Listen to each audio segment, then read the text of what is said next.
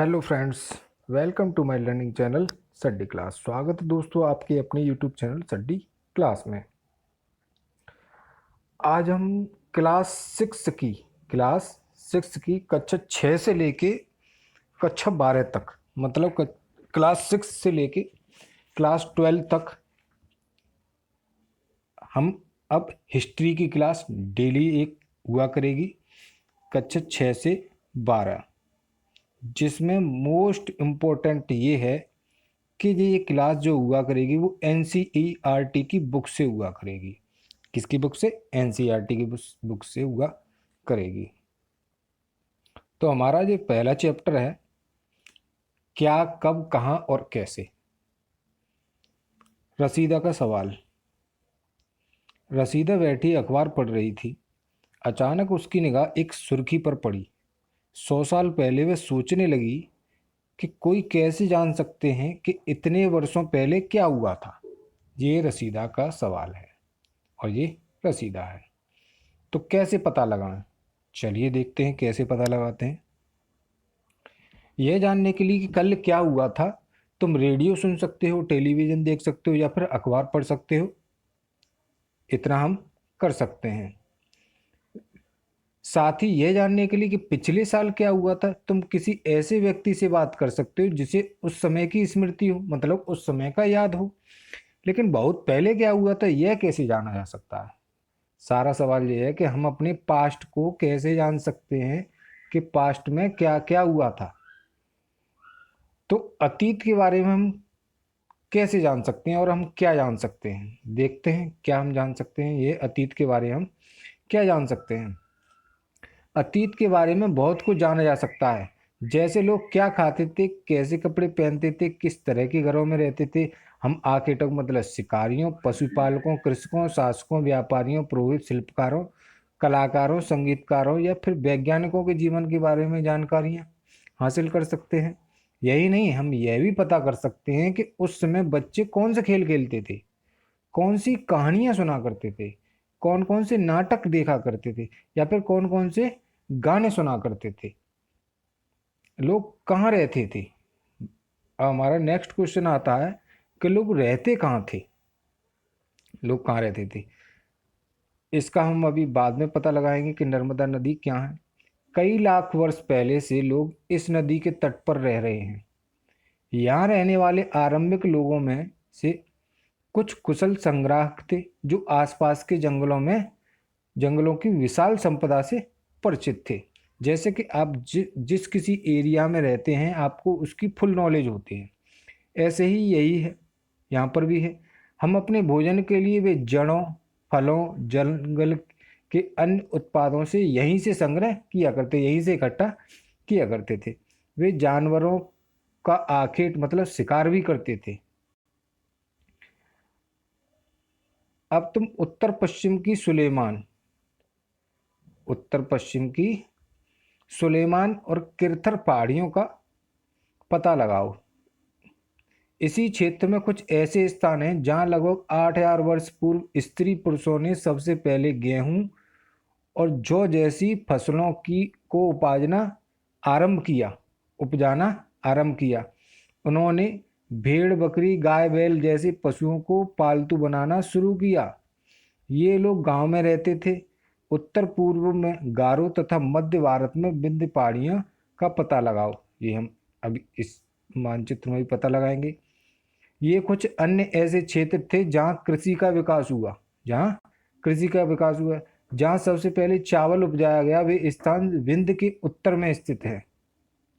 अब देखिए यहाँ से जहाँ सबसे पहले चावल उपजाया गया वो स्थान कौन सा है? विंध्य के उत्तर में।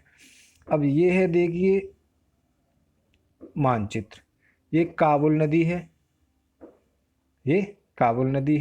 ये झेलम नदी है, ये चेनाब नदी है, ये रांची नदी है, व्यास नदी है, ये हिमालय पर्वत है हमारा, ये यमुना, गंगा, चंबल, ये सिंधु आ गया, ये थार, ये विंध्य की पहाड़ियाँ, ये सोन नदी, सतपुड़ा, ताप्ती नदी, गोदावरी नदी, महानदी, गंगा नदी, गारो की पहाड़ियाँ, ये ब्रह्मपुत्र नदी। तो ये सारी सारी नदियाँ हो गई। अब देखते हैं आगे। ये बंगाल की गाड़ी हो गई, ये गोदावरी नदी हो गई, ये दक्कन का पठार हो गया, ये कृष्णा नदी हो गई, ये तुंगभद्रा हो गया, ये पश्चिमी घाट, ये कावेरी घाट, ये पूर्वी घाट, ये पेनार नदी, ये अरब सागर हो गया हमारा, ये अंडमान निकोबार हो गया, ये महानदी हो गई अपनी। चलिए, तो चलिए अब हमने इसको देख लिया है। अब चलते हैं आगे। मानचित्र पर सिंधु तथा इसकी सहायक नदियों का पता लगाने का प्रयास करो। लगाते हैं। सहायक नदियां उन्हें कहते हैं जो एक बड़ी नदी में मिल जाती हैं। लगभग 4700 वर्ष पूर्व इन्हीं नदियों के किनारे कुछ आरंभिक नगर फले फूले। गंगा व इसकी सहायक नदियों के किनारे तथा समुद्र तटवर्ती इलाकों में नगरों का विकास लगभग 2500 वर्ष पूर्व हुआ। कितने? 2500 वर्ष पूर्व हुआ। गंगा तथा इसकी सहायक नदी सोन का पता लगाओ, जैसा कि हमने अभी देखा। अब आते हैं गंगा नदी के दक्षिण में इन नदियों के आसपास का क्षेत्र प्राचीन काल में क्या था? मगध था, और वर्तमान में बिहार के नाम से जाना जाता है। इसके शासक बहुत शक्तिशाली थे। उन्होंने एक विशाल राज्य स्थापित किया और देश के अन्य हिस्सों में भी ऐसे राज्य की स्थापना की गई। लोगों ने सदैव उपमहाद्वीप के एक हिस्से से दूसरे हिस्से तक यात्रा की। भाई सीधी सी बात है, अभी भी हम लोग यात्रा करते हैं। हम कुछ घूमने के लिए जाते हैं, कहीं हम ताजमहल देखने के लिए जाते हैं, कोई साउथ से ईस्ट की तरफ जाता है, कोई ईस्ट से साउथ की तरफ जाता है। तो ऐसे करके घूमते थे, पहले भी लोग वहाँ घूमते थे। ऐसे नहीं है कि अभी लोग घूम रहे हैं, पहले भी ऐसा होता था। लेकिन कभी कभी हिमालय जैसे ऊंचे पर्वतों, पहाड़ियाँ, रेगिस्तान, नदियों, आज समुद्रों के कारण यात्रा जोखिम भरी होती थी। आज हमारे पास इक्विपमेंट हैं, इतने यातायात के साधन हैं, किसी से भी जा सकते हैं। लेकिन पहले ऐसा नहीं होता था। पहले केवल पानी के जहाज चलते थे, घोड़ा गाड़ी, बैलगाड़ी, ये सब हुआ करते थे। फिर भी ये यात्रा उनके लिए असंभव नहीं थी। अतः कभी लोग काम की तलाश में, तो कभी प्राकृतिक आपदाओं के कारण एक स्थान से दूसरे स्थान जाया करते थे।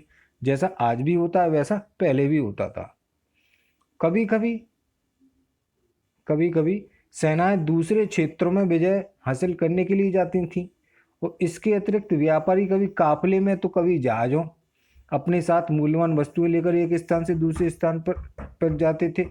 तो अब हुआ क्या, कभी कभी सेना दूसरे क्षेत्र पर विजय हासिल करने के लिए जाती थी, तो इसके अतिरिक्त व्यापारी कभी काफिले में तो कभी जहाजों पर अपने साथ मूल्यवान वस्तुएं लेकर जाते थे। भाई हम कहीं जाएंगे तो कुछ अपने साथ तो लेके जाएंगे, ऐसा ही पहले भी होता था। धार्मिक गुरु लोगों को शिक्षा सलाह देते हुए एक गांव से दूसरे गांव तक जाते थे, एक कस्बे से दूसरे कस्बे जाया करते थे। कुछ लोग नए रोचक स्थानों को खोजने की चाह में उत्सुकतावश यात्रा करते थे। वही जैसा कि मैंने अभी बताया, घूमने के लिए लोग वह जाते, तो वैसे पहले भी होता था। इन सभी यात्राओं से लोगों को एक दूसरे से विचारों को जानने का अवसर मिला। क्या? एक दूसरे के जानने का, विचारों का अवसर मिला। आज लोग यात्राएं क्यों करते हैं? कुछ मजबूरी में करते हैं, कुछ घूमने के हिसाब से करते हैं। एक बार फिर से मानचित्र एक को देखो। पहाड़ियां, पर्वत और समुद्र एक उस महाद्वीप की प्राकृतिक सीमा का निर्माण करते हैं। हालांकि लोगों के लिए इन सीमाओं को पार करना आसान नहीं था। जिन्होंने ऐसा चाहा वे ऐसा कर सके। वे पर्वतों की ऊंचाई को छू सके, गहरे समुद्र को पार कर सके। उपमहाद्वीप के बाहर से भी कुछ लोग यहाँ आए और यहीं बस गए, और लोगों के इस आवागमन ने हमारी संस्कृति परंपराओं को समृद्ध किया। कई सौ वर्षों से लोग पत्थर को तराशने, सबसे मेन पॉइंट याद रखना है, पत्थर को तराशने, संगीत रचने, यहाँ तक कि भोजन बनाने के नए नए तरीकों को, एक दूसरे के विचारों को अपनाते रहे। भाई जो आप जानते हैं चावल बनाना, ये जानते हैं आलू बनाना, तो दोनों का जब आदान प्रदान होगा तो ये इसको चावल बनाना सिखाएगा और ये इसको आलू बनाना सिखाएगा। तो एक पहले इसको चावल बनाना आता था केवल, अब इसको आलू भी बनाना आने लगा। तो ये एक से दो चीज़ें सीख गए। तो ऐसे ही पहले होता था। इसीलिए अपनी शिक्षा को हमेशा स्प्रेड करने के लिए दूसरों को सिखाना चाहिए, अपनाते रहे। अब आता है देश के नाम। अब देश के नाम क्या है? अपने देश के लिए प्राय हम इंडिया तथा भारत जैसे नामों का प्रयोग करते हैं। इंडिया शब्द इंडस, किससे?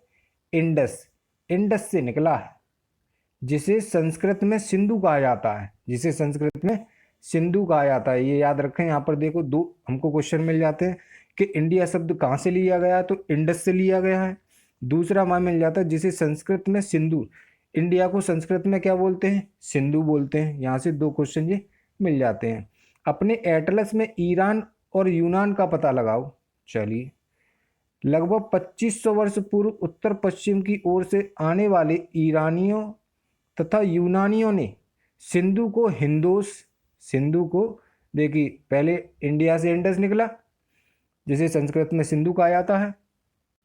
अब ईरानियों व यूनानियों ने सिंधु को हिंदोस कहा, हिंदोस तथा इंदोस। इस नदी के पूर्व में स्थित भूमि प्रदेश को इंडिया कहा। भरत नाम का प्रयोग उत्तर पश्चिम में रहने वाले लोगों के लिए एक समूह के लिए किया जाता था। इस शब्द समूह का उल्लेख संस्कृत की आरंभिक लगभग 3500 वर्ष पुरानी कृति ऋग्वेद में भी मिलता है। बाद में इसका प्रयोग देश के लिए होने लगा। तो अब समझ में आ गया होगा कि हमको इंडिया शब्द कहाँ से मिला, कैसे इसका जन्म हुआ। तो हमको केवल ये यहीं से मिल सकता है और कहीं से नहीं मिला है। चलिए नेक्स्ट देखते हैं। अब आते हैं अतीत। देखिए पहले पांडुलिपि समझ लेते हैं कि पांडुलिपि होती क्या है। ताड़पत्रों से बनी पांडुलिपि का एक पृष्ठ। यह पांडुलिपि लगभग 1000 वर्ष पहले लिखी गई थी। किताब के बनाने के लिए ताड़ के पत्तों, किसके? ताड़ के पत्तों को काटकर उनके अलग अलग हिस्सों को एक साथ बांध दिया जाता था। भुर्ज पेड़ की छाल, कौन से? भुर्ज पेड़ की छाल से बनी एक ऐसी ही पांडुलिपि को तुम यहाँ देख सकते हो। समझ में आया? कौन सा पेड़? भुर्ज पेड़। अब देखते हैं कि अतीत के बारे में हम कैसे जान सकते हैं अपने को। अतीत की जानकारी हम कई तरह से प्राप्त कर सकते हैं। इनमें से एक तरीका अतीत में लिखी गई पुस्तकों को ढूंढना और पढ़ना है। ये पुस्तकें हाथ से लिखी होने के कारण पांडुलिपि कही जाती हैं। अब समझ में आ गया होगा दोस्तों कि पांडुलिपि किसको बोलते हैं। जो हाथ से लिखा जाता है वो हमारी पांडुलिपि होती है। अंग्रेजी में पांडुलिपि के लिए प्रयुक्त होने वाला मैन्यूस्क्रिप्ट, क्या? मैन्यूस्क्रिप्ट शब्द लैटिन शब्द मैनू, जिसका अर्थ हाथ है, से निकला है। मेनू कार्ड भी होता है, मेनू स्क्रिप्ट भी हो गया। तो यहाँ से अब समझ में आ गया हुआ कि ये क्या कहना चाह रहा है। ये पांडुलिपियां प्राय ताड़पत्रों अथवा हिमालय क्षेत्र में उगने वाले भुर्ज नामक पेड़ की छाल से विशेष तरीके से तैयार भोजपत्र पर लिखी मिलती है। अब कैसी होती है वो हम दिखाई देते हैं आपको कि कुछ ऐसी होती है। ये रही पांडुलिपि लिखी हुई है ये। चलिए, तो ये पांडुलिपि हो गई, ये देखिए पूरी। तो ये है पेड़ की छाल, जैसा कि दिख रही है पीली पीली। चलिए अब नेक्स्ट चलते हैं, आगे क्या है।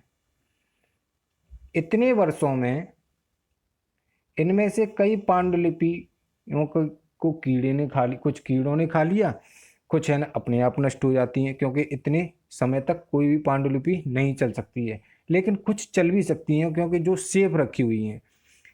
फिर भी कई ऐसी पांडुलिपियां आज भी उपलब्ध हैं। प्राय ये पांडुलिपियां मंदिरों विहारों में प्राप्त होती हैं। इन पुस्तकों में धार्मिक मान्यता व व्यवहारों, राजाओं के जीवन, औषधियों तथा विज्ञान आदि से सभी प्रकार के विषय की चर्चा मिलती है। इनके अतिरिक्त हमारे यहाँ महाकाव्य, कविताएं तथा नाटक भी हैं। इनमें से कई संस्कृत में लिखे हुए मिलते हैं, जबकि अन्य प्राकृत और तमिल में मिलते हैं। किसमें? तमिल में। अब देखिए यहाँ पे दो लैंग्वेज हो गई हमारी, पहला होगी संस्कृत और दूसरी होगी तमिल। तो हमें दो ही में पांडुलिपियां मिली हुई हैं। प्राकृत भाषा का प्रयोग आम लोग करते थे। नेक्स्ट आता है हम अभिलेखों का भी अध्ययन कर सकते हैं। ऐसे लेख पत्थर अथवा धातु जैसी अपेक्षाकृत कठोर सतहों पर उत्कीर्ण किए गए मिलते हैं। कभी कभी शासक अथवा अन्य लोग आदेशों को इस तरह उत्कीर्ण करवाते थे ताकि लोग उन्हें देख सकें और पढ़ सकें और उसका पालन कर सकें। जैसे कि हम अपने स्कूल में जो हमारा नोटिस बोर्ड होता है, बस वैसा ही कुछ पहले करवाते थे, क्योंकि नोटिस बोर्ड पे ही नोटिस चिपका हुआ होगा तो वहीं से सभी लोग देख सकते थे। तो ऐसे पहले के राजा भी नोटिस बोर्ड बनवाते थे, कुछ कठोर धातु ले लिया, उस पर लिखवा दिया। तो बस वही चीज वहीं से हमको प्रतिलिपियां मिली हुई हैं, वहीं से हमको जानकारी मिली हुई है। कुछ अन्य प्रकार के अभिलेख भी मिलते हैं जिनमें राजाओं तथा रानियों सहित अन्य स्त्री पुरुषों ने भी अपने कार्यों के विवरण उत्कीर्ण करवाए हैं। उदाहरण के लिए प्राय शासक लड़ाइयों में अर्जित विजयों का लेखा जोखा रखा करते थे। क्या तुम बता सकते हो कि कठोर सतह पर लेख लिखवाने के क्या लाभ थे? ऐसा करवाने में क्या क्या कठिनाइयां आती थी? भाई कठिनाई तो वही लिखने में हमको ये पता है कि किसी कठोर जगह पर जब हम लिखेंगे, किसी पत्थर पर लिखेंगे, तो उसको पत्थर पर लिखने में थोड़ी बहुत परेशानियां या कठिनाइयां तो आएंगी। बट इससे प्रॉफिट क्या होता था, लाभ क्या होता था? लाभ ये होता था कि आपको वो है ना, लाइफ टाइम चलने वाली चीज है। मतलब वो आपको लाइफ टाइम मिलेगी, उसकी ड्यूरेबिलिटी इतनी गजब की होगी कि वो कभी मिटेगा नहीं, ना ही उसको कोई नष्ट कर सकता है। चाहे कहीं पे भी आग पानी धूप धूल कुछ भी लगता रहे, लेकिन वो मिटेगा नहीं। तो उससे ये है ना लाभ थे।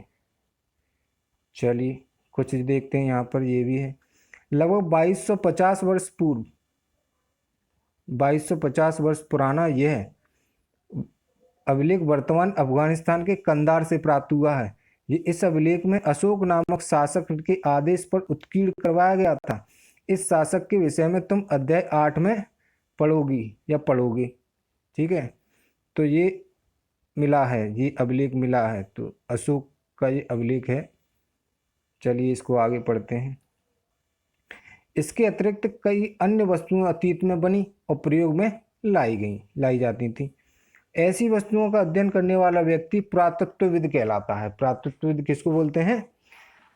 कि जो ऐसी चीजों को, पुरानी चीजों को पढ़ने वाला व्यक्ति पुरातत्वविद कहलाता है। पुरातत्वविद पत्थर और ईंट से बनी इमारतों के अवशेषों, चित्रों तथा मूर्तियों का अध्ययन करते हैं। वे औजारों, हथियारों, बर्तन, आभूषणों, ये देखिए पुराने प्राचीन काल का ये है, प्राचीन नगर में प्राप्त पात्र है। ये 4700 वर्ष पूर्व होता था, इसका प्रयोग 4700 वर्ष पूर्व होता था। देखिए ये भी है, ये भी है। तो सारे अभिलेख प्राप्त हुए हैं हमको। अब देखिए तथा सिक्कों की प्राप्ति के लिए छानबीन तथा खुदाई भी करते थे। इनमें से कुछ वस्तुएं पत्थर, पक्की मिट्टी, कुछ धातु की बनी हो सकती हैं। ऐसे तत्व कठोर तथा जल्दी नष्ट होने वाले होते हैं, नष्ट न होने वाले होते हैं। पुरातत्वविद जानवरों, चिड़ियों तथा मछलियों की हड्डियां भी ढूंढते हैं। कि पहले हमको डायनासोर के बारे में कैसा पता चला? हड्डियों से पता चला कि उसकी हड्डियां एक यहाँ मिली, एक वहाँ मिली। तो सभी हड्डियों को हमने जोड़ा, तब पाया कि कभी डायनासोर भी हुआ करते थे। इससे उन्हें यह जानने में भी मदद मिलती है कि अतीत में लोग क्या खाते थे। वनस्पतियों के अवशेष बहुत मुश्किल से बच पाते हैं। यदि अन्न के दाने अथवा लकड़ी के टुकड़े जल जाते हैं तो वे जले हुए रूप में बचे रहते हैं। क्या पुरातत्वविदों को बहुधा कपड़ों के अवशेष मिलते होंगे? भाई बिल्कुल मिलते होंगे। अब आता है पांडुलिपियों, अभिलेखों तथा पुरातत्वविद से ज्ञात जानकारियों के लिए इतिहासकार प्राय स्रोत शब्द का प्रयोग करते हैं। इतिहासकार उन्हें कहते हैं जो अतीत का अध्ययन करते हैं। स्रोत के प्राप्त होते ही अतीत के बारे में पढ़ना बहुत रोचक हो जाता है, क्योंकि इन स्रोतों की सहायता से हम धीरे धीरे अतीत का पुनर्निर्माण करने लगते हैं। अतः इतिहासकार तथा पुरातत्वविद उन जासूसों की तरह होते हैं जो इन सभी स्रोतों का प्रयोग सुराग के रूप में कर अतीत को जानने का प्रयास करते हैं। अब देखते हैं नेक्स्ट क्या है। अतीत एक या अनेक, ये बहुत अच्छा क्वेश्चन है। अतीत एक या अनेक? भाई अतीत एक भी हो सकता है और अनेक भी हो सकते हैं, क्योंकि दिल्ली का हाल अलग अलग है, कानपुर का अलग है और कोलकाता का अलग है। तो एक भी हो सकता है अतीत और अनेक भी हो सकते हैं। दिल्ली वाला बंदा दिल्ली का हाल बता सकता है, कोलकाता वाला बंदा कोलकाता का हाल बता सकता है और कानपुर वाला कानपुर का हाल बता सकता है। क्या तुमने इस पुस्तक के शीर्षक हमारे अतीत पर ध्यान दिया? यहाँ अतीत शब्द का प्रयोग बहुवचन के रूप में किया गया है। तो क्या क्या किया गया? हमारे अतीत। देखिए ये लिखा हुआ है हमारे अतीत, क्लास 6 की है, फर्स्ट चैप्टर है ये हमारा। हमारे अतीत शब्द का प्रयोग बहुवचन के रूप में किया गया है। ऐसा इस तथ्य की ओर ध्यान दिलाने के लिए किया गया कि अलग अलग समूह के लोगों के लिए इस अतीत के अलग अलग मायने थे। जैसा कि मैंने आपको अभी बताया, मायने थे। उदाहरण के लिए पशुपालकों अथवा कृषकों का जीवन राजाओं रानियों के जीवन से तथा व्यापारियों का जीवन शिल्पकारों के जीवन से बहुत भिन्न होता था। बस वही बात है, सुनार का जीवन अलग होगा भाई, और एक हलवाई का जीवन अलग होगा। बिल्कुल होगा, हलवाई अपने हिसाब से जिएगा और सुनार अपने हिसाब से जिएगा। शिल्पकारों के जीवन से बहुत भिन्नता, जैसा कि हम आज भी हम देखते हैं। उस समय भी देश के अलग अलग हिस्सों में लोग अलग अलग व्यवहारों तथा रीति रिवाजों का पालन करते थे। उदाहरण के लिए आज अंडमान द्वीप के अधिकांश लोग अपना भोजन मछलियां पकड़कर, शिकार करके, फल फूल का संग्रह प्राप्त करते हैं। इसके विपरीत शहरों में रहने वाले लोग खाद्य पदार्थों की आपूर्ति के लिए अन्य व्यक्तियों पर डिपेंड हैं। इस तरह के अतीत में भी विद्वान रहते थे। अब आता है इसके अतिरिक्त एक अन्य तरह का भेद है। उस समय शासक अपनी विजयों का लेखा जोखा रखते थे। बिल्कुल सही है भाई, जो हम विजय करके लेके आए उसका लेखा जोखा तो होना भी चाहिए। यही कारण है कि हम उन शासकों तथा उनके द्वारा लड़ी जाने वाली लड़ाइयों के बारे में काफ़ी कुछ जानते हैं, जबकि शिकारी, मछुआरे, संग्राहक, कृषक अथवा पशुपालक जैसे आम आदमी प्राय अपने कार्यों का लेखा जोखा नहीं रखते थे। तो भाई ये तो डेली रूटीन वाला आइटम हो गया, डेली रूटीन वाला हो गया कि हम डेली रूटीन का लेखा जोखा नहीं रख सकते हैं कि हम क्या खाते हैं क्या पीते हैं, ऐसा नहीं होता। सहायता से हमें उनके जीवन को जानने में मदद मिलती है, हालांकि अभी भी इसके बारे में कुछ जानना शेष है। तो दोस्तों ये कोई बोरिंग क्लास नहीं है, बहुत अच्छी क्लास है, हिस्ट्री की क्लास है। तो कक्षा 6 से लेके 12 तक जो यूपीएससी लेवल की जितनी भी हैं, यूपीएससी लेवल की जितनी भी तैयारियां होती हैं वो इसी किताब से होती हैं। तो इसलिए इसको ऐसा ना माना कि ये बहुत बोरिंग है, बोरिंग नहीं है, बहुत अच्छी है। इसलिए इसको डेली देखें, बहुत अच्छा चैप्टर है, बहुत अच्छा सब्जेक्ट है। अगर कोई तुमसे तिथि के विषय में पूछे तो तुम शायद उस दिन की तारीख, माह, वर्ष, जैसे कि 2000 या इसी तरह का कोई वर्ष ये बताओगे। ठीक है। इसी तरह यह गणना ईसाई धर्म प्रवर्तक ईसा मसीह के जन्म की तिथि से की जाती है। ईसा पूर्व बोलते हैं तो वही से की जाती है। अतः 2000 वर्ष कहने का तात्पर्य ईसा मसीह के जन्म के 2000 वर्ष के बाद से, ईसा मसीह के जन्म के 2000 वर्ष के बाद से ईसा मसीह के जन्म के पूर्व की सभी तिथियां ईसा पूर्व से पहले, ईसा पूर्व जो लिखा है तो ईसा से पहले के रूप में जानी जाती हैं। इस पुस्तक में हम 2000 को अपना आरंभिक बिंदु मानते हुए वर्तमान से पूर्व की तिथियों का उल्लेख करेंगे। अब देखिए इतिहास और तिथियां, ये देख लीजिए, ये बहुत मोस्ट इंपॉर्टेंट है। ये अंग्रेजी में बीसी, हिंदी में ईसा पूर्व का तात्पर्य है बिफोर क्राइस्ट। क्या? Before before Christ, before Christ ये हो गया, ईसा पूर्व होता है। कभी कभी तुम तिथियों से पहले एडी एडी लिखा पाती हो। एनो डोमिनी, एनो डोमिनी नाम के दो लैटिन शब्दों से बना हुआ है। अब देखिए यहाँ से कितने सारे क्वेश्चन मिलते हैं। इसका तात्पर्य है ईसा मसीह के जन्म के वर्ष से है। एडी का मतलब क्या है कि ईसा मसीह के जन्म के वर्ष से है। कभी कभी एडी की जगह सीई तथा बीसी की जगह बीसीई का प्रयोग होता है। सीई अक्षरों का प्रयोग कॉमन एरा, बीसीई का प्रयोग बिफोर कॉमन एरा के लिए होता है। इन शब्दों का प्रयोग इसलिए करते हैं क्योंकि विश्व के अधिकांश देशों में अब इस कैलेंडर का प्रयोग सामान्य हो गया है। भारत में तिथियों के रूप में भी प्रयोग लगभग 200 वर्ष पूर्व आरंभ से हुआ था। कभी कभी अंग्रेजी में बीपी अक्षरों का प्रयोग होता है जिसका तात्पर्य है बिफोर प्रेजेंट, वर्तमान से पहले। ठीक है दोस्तों, अब देखते हैं अन्यत्र। जैसा कि हमने पहले पढ़ा, अभिलेख कठोर सतहों तथा उत्कीर्ण करवाए जाते हैं। इनमें कई सौ वर्षों पूर्व लिखे गए सभी अभिलेखों की लिपियों और भाषाओं का प्रयोग हुआ।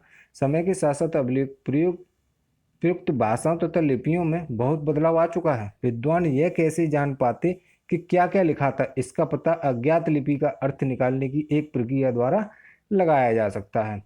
इस प्रकार से अज्ञात लिपि को जानने की एक प्रसिद्ध कहानी अफ्रीकी देश मिस्र से मिलती है। लगभग 5000 वर्ष पूर्व यहाँ राजा रानी रहते थे।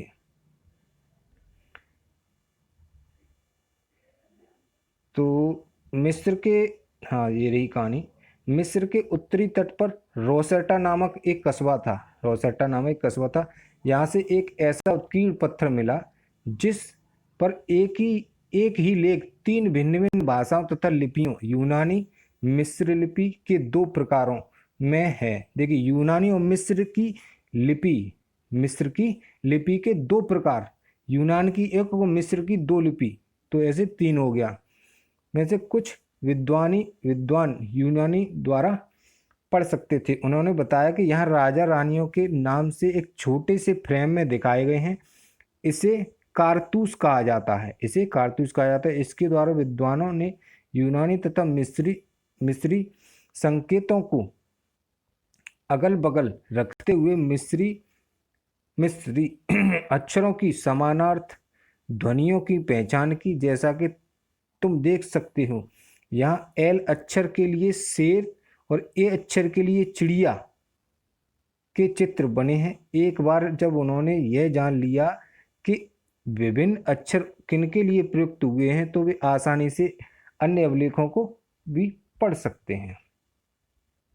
जैसे कि यहाँ पे ये देखिए के अक्षर के लिए त्रिभुज और एल अक्षर के लिए यहाँ पे शेर के लिए एल अक्षर यहाँ पे बना हुआ है।